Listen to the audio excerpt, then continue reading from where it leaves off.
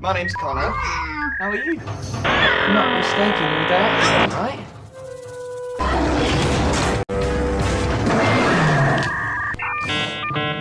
Pick on someone your own size.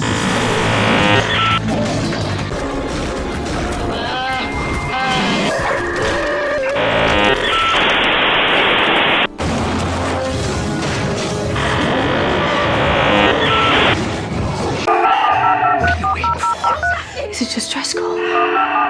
Sorry, It's just a hunch. Maybe it'll attract the others.